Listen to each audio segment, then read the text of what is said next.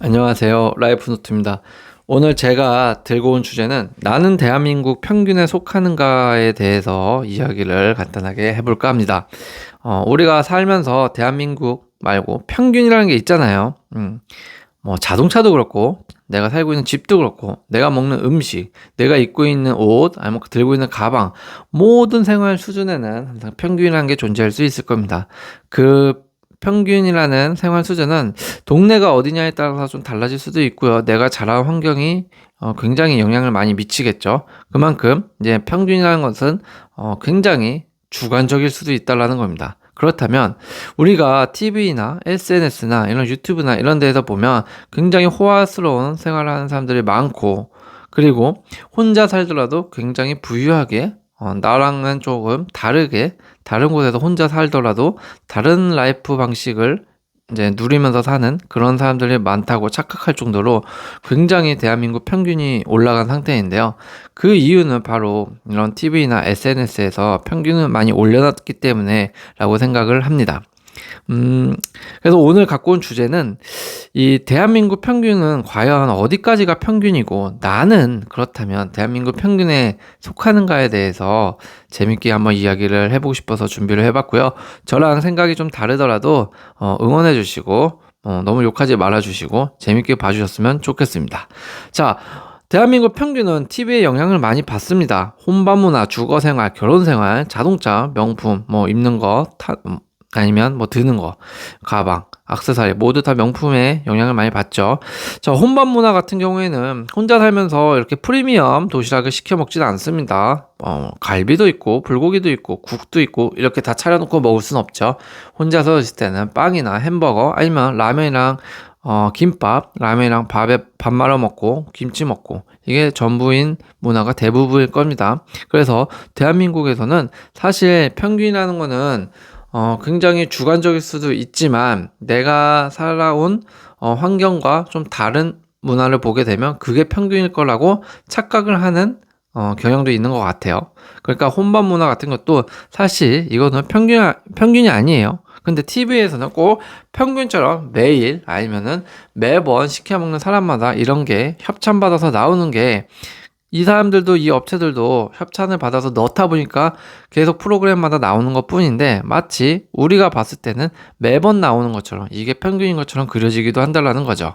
주거 생활도 마찬가지죠. 인플루언서들, 연예인들이 나와서 혼자 사는데도 불구하고 넓은 평수나 아마 한강뷰가 보이는 이런 아파트에서 사는 것을 보고 나는 왜 이럴까라는 자괴감을 갖기도 하는 분들이 계신데 사실 이거는 굉장히 극소수다라는 거죠. 결혼 생활 같은 경우에도 이게 뭐 비싼 스드메 결혼 비용 방식 아니면 살고 있는 신혼집 매우 넓고 인테리어 잘 돼 있는, 꼭 다 모두가 이런 데서 살고 있는 게 아니죠. 자동차도 이런 고급 외제차라든지 세단차를 누구나 다 타고 있는 건 아니고 젊은 사람들이 당연히 끄는 게 아닌데 마치 당연히 꼭 여러 대를 끌 수 있는 것처럼 그게 평균인 것처럼 그려지기도 합니다. 명품도 마찬가지고요. 그래서 저는 이 대한민국 평균에 대해서 이야기해 보려면 적어도 요 분야를 5가지는 좀 나눠서 이야기를 해봐야 되지 않을까. 보통 우리가 소외감을 느끼거나 사회적 박탈감을 느낀다고 할 때 분야가 먹는 거, 그 다음에 뭐 결혼 생활이라든지 아니면 타는 거, 자동차라든지 아니면 내가 살고 있는 집이잖아요. 결국 의식주에 한해서 사회적 박탈감을 느끼거나 아니면 나는 평균에 못 미친다 라고 생각을 하는 거지, 사실 누군가가 입는 옷을 보고 나는 평균에 못 미쳐라고 생각하지는 잘 않습니다. 자괴감이 드는 거는 보통 이 큼지막한 의식주 생활 세계에 대해서 이야기를 하는 거기 때문에 저도 오늘 과연 평균, 그리고 우리의 평균 값들은 무엇을 하면서 지내는지에 대해서 요 의식주에 관해서 한번 이야기를 해볼까 해요. 자, 1인 20대 30대 평균 외식비 문화는 그러면 어떠냐, 먹는 것부터 따져보면 이게 이제 1인 가구의 지출의 상위 품목 변화예요. 그러니까 1인 가구일 때랑 1인 가구 20, 30대 보면은 여기 식품, 그리고 네, 뭐 맥주, 커피는 항상 있는 거고요. 그리고 즉석식품, 요게 1인 가구의 보통 상위 품목을 차지하고 있는 품목이라고 해요. 그러니까 결국 밀가루, 빵, 즉석식품, 음료가 거의 상위권을 1인 가구에서 특히 20대, 30대 혼자 사는 사람들이 주로 사 먹는 상위 품목이다라고 보시면 되는 거죠. 음료에는 뭐 커피도 있고 맥주도 있을 수도 있죠. 그리고 조금 나이 드신 분들 60대 이상 같은 경우에는 혼자 살더라도 밀가루 빵 이런 거 즉석식품보다는 말린 고추, 우유, 뭐 반찬류를 산다는 게 굉장히 좀 재밌는 통계이기도 하네요. 즉 어쨌든 간에 1인 가구 20대 30대 분들은 간단하게 집에서 먹고 한 끼 때우면서 살면서 이런 젊은 사람들이 많다라는 겁니다.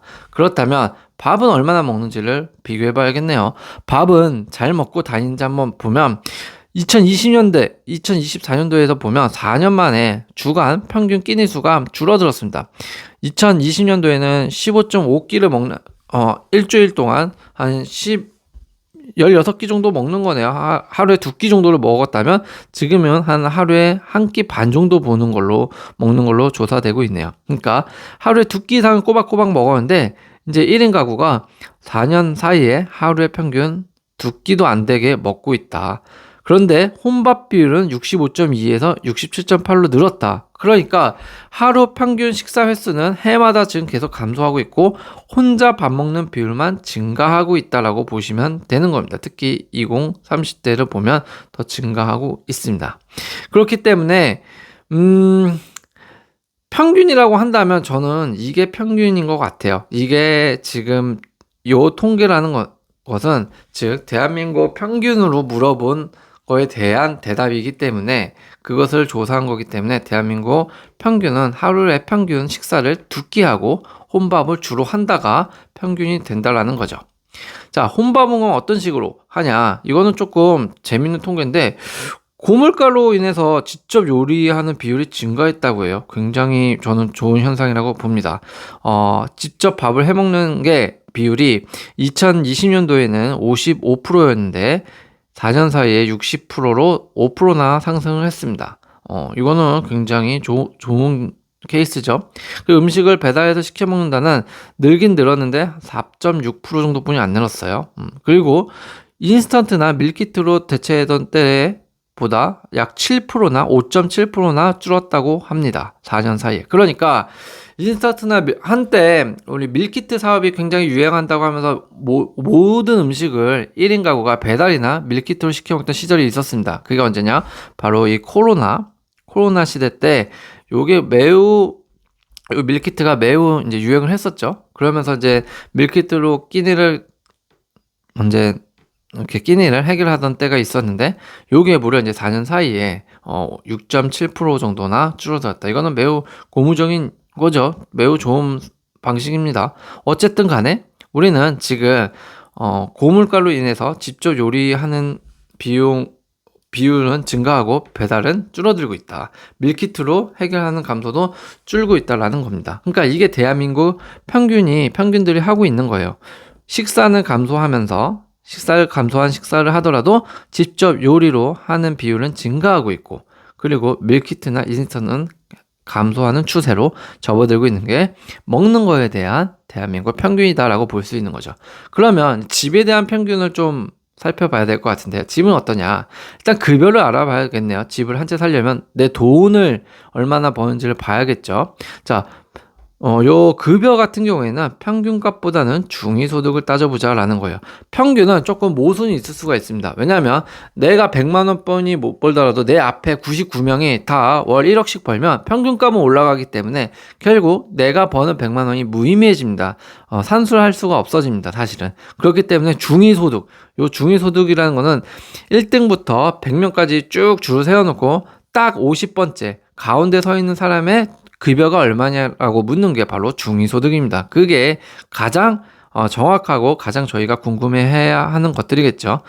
우리의 2023년까지의 중위소득을 따져보면 쭉쭉쭉 올랐어요. 2020년대 2,300만 원부터 쭉 하면 2024년도 한 12년 동안 약 1,100만 원, 1,200만 원 정도가 올랐네요. 3,367만 원이라고 합니다. 중위소득의 연봉. 이거를 월로 환산하면 267만 원 정도다.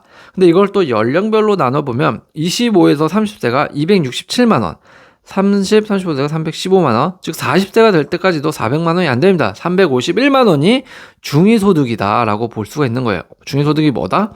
한 명부터 100명까지 줄을 세웠을 때 50명째 딱 가운데 있는 평균값이 이거다. 자, 그러면 우리는 계산이 됩니다. 267만 원, 315만 원씩 돈 쓸 거 쓰고 저금해서 내가 서울에 집 한 채를 언제 구할 수 있냐라고 치면 평균값이라는 게 대충 계산이 나올 수가 있죠.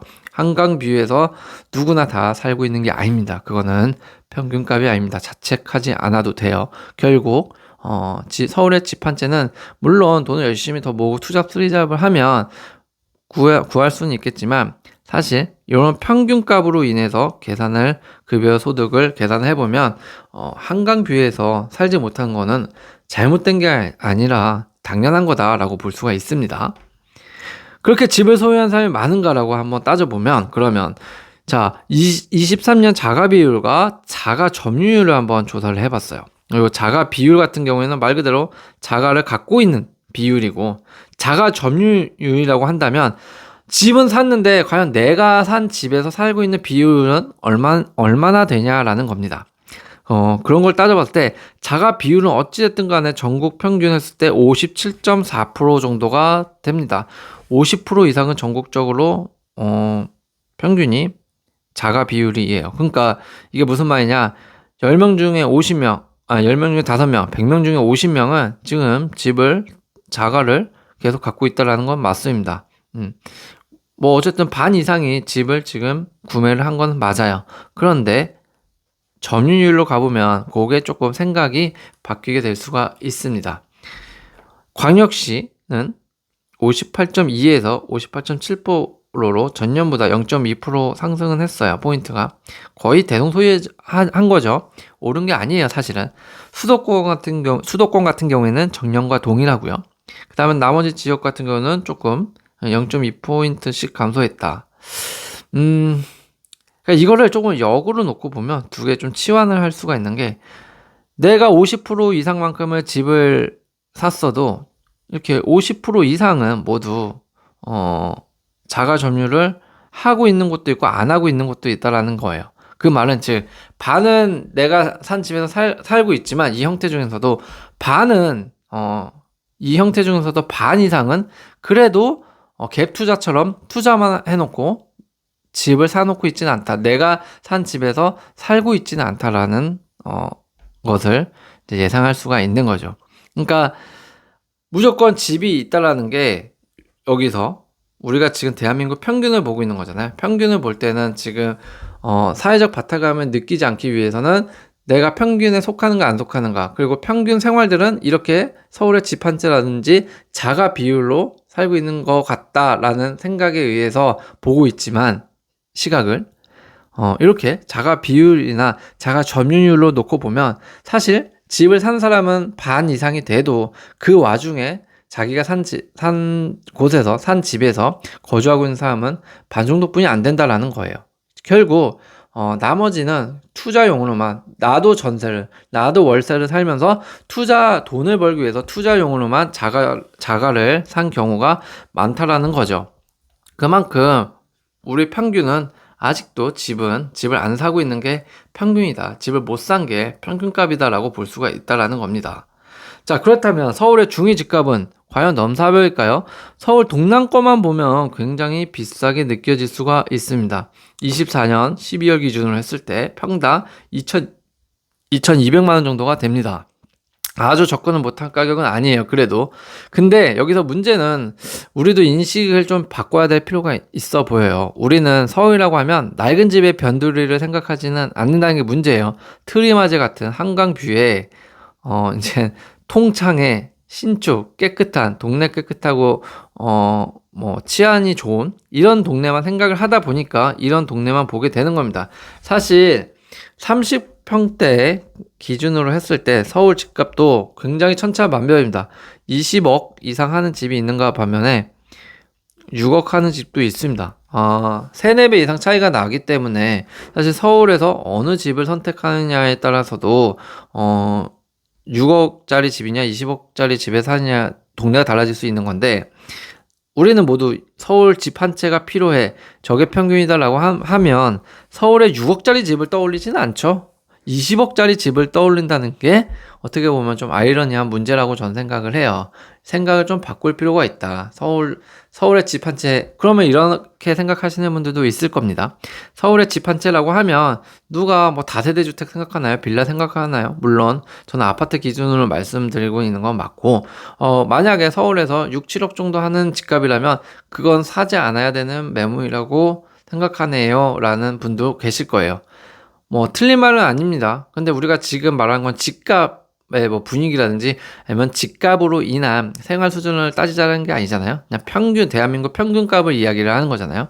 그런 걸 놓고 보면 서울의 집 한 채라고 소위들 말하는 그 뉘앙스의 그 서울 집 한 채는 꼭 20억, 30억짜리 집에만 초점을 맞출 필요는 없다라는 겁니다. 그렇게 맞추니까 내가 대한민국 평균값처럼 서울에 작은 집에 살고 있어도 대한민국의 평균처럼 느껴지지 않는 이유 중에 하나가 될 겁니다.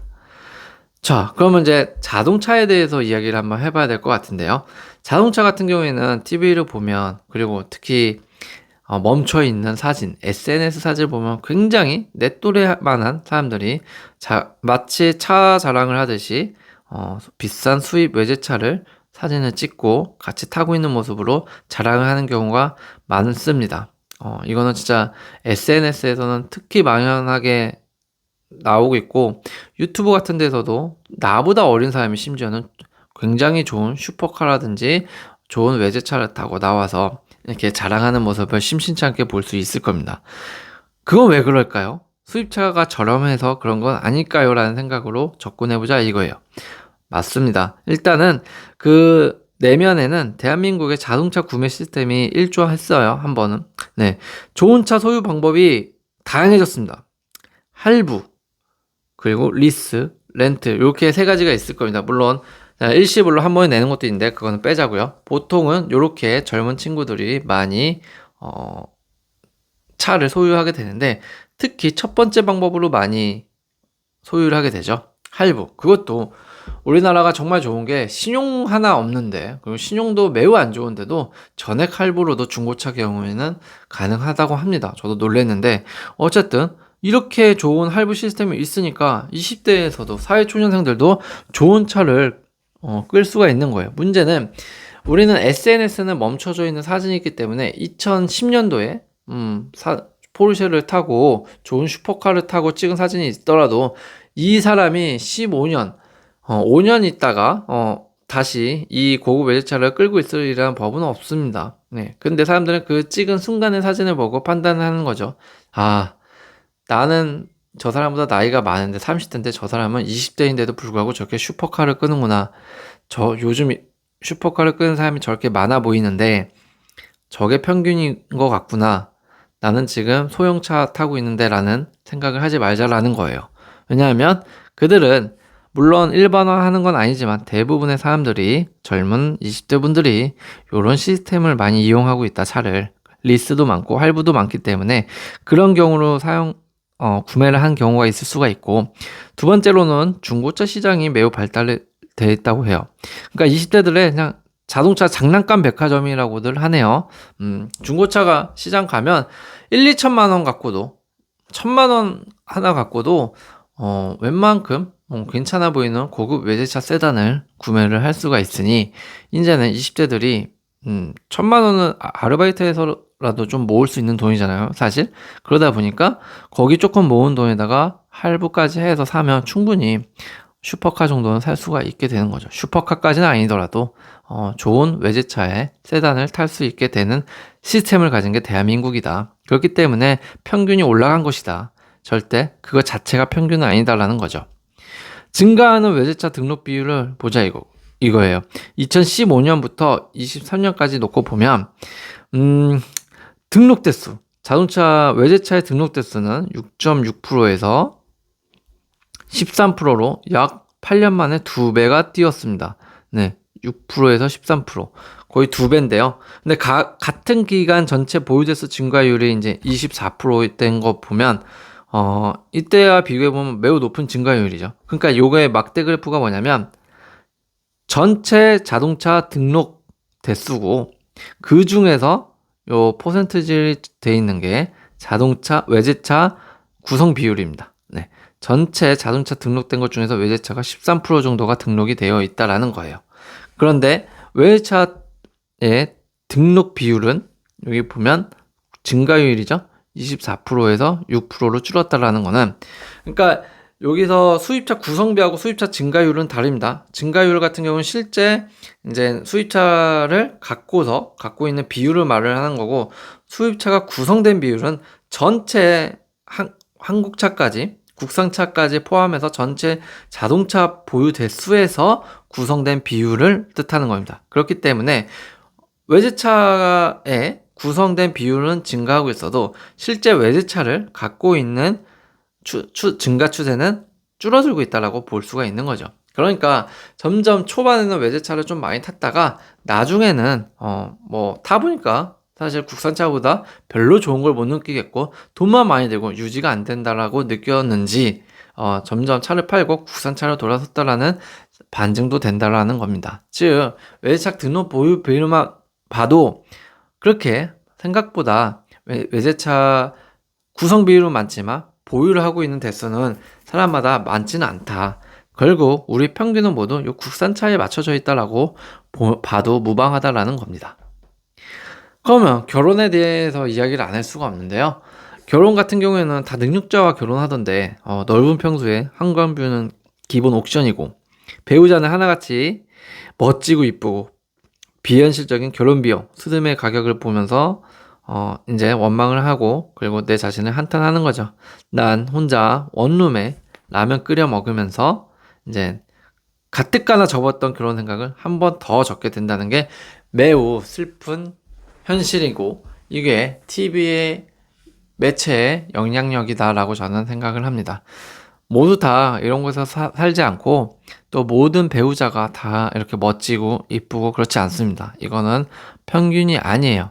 자, 한강뷰는 앞서서도 말했지만 평균값이 아닙니다. 일본 극소수의 상위층 계통입니다. 한강뷰에 사는 사람이 몇이나 되냐고 한번 보자라는 거예요. 일단 한강뷰 10대장 아파트만 놓고 보더라도 이렇게 쭉 있습니다. 구별로. 그리고 이게 한강뷰로 유명한 아파트들이죠. 그런데 요 세대수들을 놓고 보면 만 세대가 안 됩니다. 물론 한강 지도에 쫙 펴놓고 한강길 따라서 붙어있는 구축 아파트들까지 다 포함을 하면 한 2, 3만 세대쯤 될까요? 뭐 더 돼도 5만 세대가 된다고 해도 사실 서울 아파트 수 대비하면 매우 미비한 수준입니다. 즉 여기에 살고 있는 사람이 모두 매매인 사람이 없고 그리고 이 매매 중에서도 자가 점유율 아까 말씀드렸죠. 자가로 살고 있는 사람도 몇 안 되고 전세도 많고 월세도 많습니다. 회사 비용으로 잠깐 살고 있는 사람도 많고 그렇기 때문에 결코 여기 한강뷰에서 살고 있는 사람들이 절대 평균값이 아니다라는 거를 알고 계셔야 됩니다.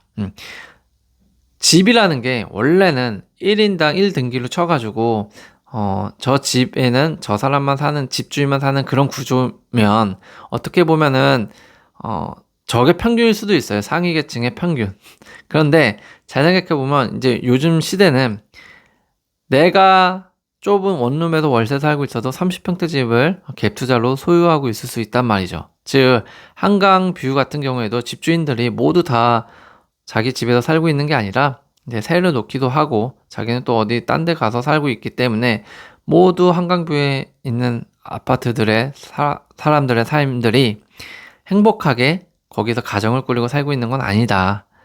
사무실 용도로 쓰는 경우도 굉장히 많고 회사 법인에서 비용을 대서 잠깐 살고 있는 사람 수들도 많다. 그렇기 때문에 결코 대한민국 평균이 되는 게 아니기 때문에 이거는 절대 한강뷰에 사는 사람들을 보면서 너무 내 자신의 아파트와 내가 살고 있는 환경과 비교하면서 자책하거나 뭐 그럴 필요는 전혀 없다라는 거죠. 그리고 또 결혼하면서 나오는 게 뭐죠? 바로 이 넓은 평수에 사는 사람들 겁니다. 근데 저는 이거는 조금 생각을 좀 고쳐 먹어야 된다고 생각하는 부분이 서울의 집값만 놓고 보면 아시겠지만 20평대 집값만 해도 지방이 50평대가 보다 훨씬 비쌉니다. 즉 지방 50평대, 40평대가 훨씬 서울의 20, 30평대 집값보다 저렴하죠. 물론 이제 생활적 인프라가 차이가 있을 수 있고 내가 생활하던 생활터가 있기 때문에 쉽게 옮길 수는 없지만 굳이 서울만을 고집하면서 큰 평수 살지 못하는 거에 대한 자기 한탄을 할 필요는 없다라는 거예요. 사실 큰 평수에 살다 보면 난방비도 많이 나오고 청소하는데도 굉장히 힘듭니다. 뭐 나는 아줌마 쓰는데요 라고 한다면 할 말은 없지만 굳이 꼭 아줌마까지 쓰면서 살아야 될까요? 내 집인데. 어쨌든 이런 부분도 있기 때문에 단점도 있기 때문에 꼭 넓은 평수 사는 사람들, 결혼을 잘해서 넓은 평수 사는 사람들이 어느 동네인지는 모르겠지만 꼭 다 행복하게 평균값으로 살고 있는 건 아니다. 결국 인플루언서나 뭐 유튜브나 이런 데에서도 결혼한 사람이 큰 평수에서 인테리어 잘 되는 데서 살고 있는 부분이 나오는 것도 있지만 꼭 매매라는 보장은 없는 거고, 그리고 두 번째로는 꼭 서울이 아니더라도 지방에서 그렇게 사는 모습이 나오기도 합니다. 뭐 제주도라든지 아니면 기타 외곽 지역에서 그런 거는 오히려 좀 공기도 좋고 수영장도 딸린 집에서 살면 좀 더 편하지 않나요? 저는 꼭 서울에서 안 살아도 그게 오히려 좀 평균값이 좀 됐으면 좋겠다라는 생각도 해봤습니다. 결혼에 드는 비용, 요 스드메를 좀 알아보면 요즘 결혼 문화가 많이 바뀌었다고 해요. 바로 시대가 갈수록 결혼은 집을 제외하고는 비용이 많이 줄어든 편이라고는 합니다. 이렇게 결혼 비용 보고서를 놓고 보면 총 결혼 비용이 한 3억 6천 정도 비용이 드는데 이 중에서 3억 정도, 3억 1천만 원 정도가 신혼집에 쓰인다고 해요. 그러니까 나머지는 혼수, 예식물, 허니문, 아니면 예단 예물 이런 데로 다 비용이 들어가는 건데 사실 이것도 안 해버리면 신혼집 하나만 있으면 되는 겁니다. 비용이 이만큼 간소해지고 줄어들었다. 이거는 요즘 같은 경우에는 요거는 지금 결혼정보 회사에서 이제 통계를 내서 그런 거지 사실 결혼정보 회사를 통해서 결혼하는 것이 아니고 일반적으로는 요즘 혼수, 뭐 예단 예물 많이 그거 하죠. 생략한다고 하죠. 그렇기 때문에 사실 결혼식만 안 한다면 신혼집에 드는 비용이 거의 95% 이상이라고 볼 수가 있는 거예요. 때문에 이거는 꼭 둘이 상의해야 될 문제지만 사실 생략하는 쪽으로 가는 게 좋고, 심지어는 요즘 기사들 보면 MZ들 10명 중 5명이 결혼식 안 해도 된다라는 생각으로 갖고 있다고 해요. 결혼식을 실제로 생략해버리는 그런 커플들도 점점 더 늘어난다고 합니다. 그렇기 때문에 요 결혼에 대한 상위값과 하위값을 뺀 요 평균값은 사실 저는 이게 맞는 것 같아요. 생략해버리는 게. 점점 앞으로 더 인구도 없고, 젊은 사람들이 힘든 생활, 그리고 돈이 없기 때문에 결혼을 할 거면 점점 결혼식을 생략하는 커플들이 많이 생겨나지 않을까라는 생각을 해보게 됩니다. 사실 저는 이게 더 맞다고 생각해요. 결혼이 남들 보여주기 위한 게 아니잖아요. 그리고 놓고 보면 사실 부모들이 결혼할 때는 부모 손님이 대부분입니다.